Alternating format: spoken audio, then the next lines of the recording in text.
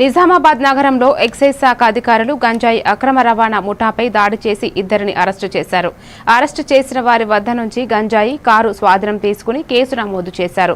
పరారైన నిందితుల కోసం గాలింపు చర్యలు చేపట్టారు. గంజాయి అక్రమ రవాణాను పూర్తిగా అరికట్టేందుకు ఎక్సైజ్ శాఖ ప్రత్యేక నిఘా కొనసాగిస్తుందని ఆయన స్పష్టం చేశారు.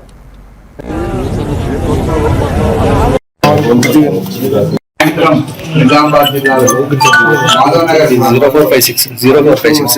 సమాచారం ప్రకారం ఎక్సైజ్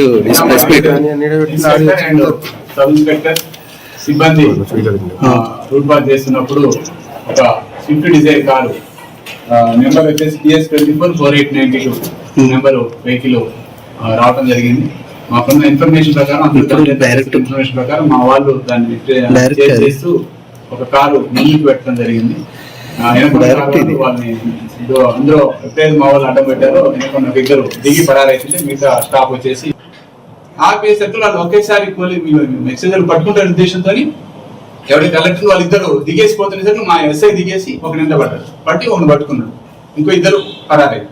ఇక డ్రైవర్ తోలేవాడు ఏం చేశారు, వాడు వీళ్ళు దిగని ముందుకు వెళ్ళిపోవచ్చు, ఈ మధ్యలో గ్యాప్ నుంచి వెళ్ళిపోవచ్చు అని స్పీడ్ వచ్చాడు. ఈ అమ్మాయి అట్లా వచ్చేసింది. ఈ అమ్మాయి వచ్చేది కూడా చూసి ఉండొచ్చు లేదు తెలియదు మనకు కదా. దాని మీద ఎక్కిచ్చేసాడు.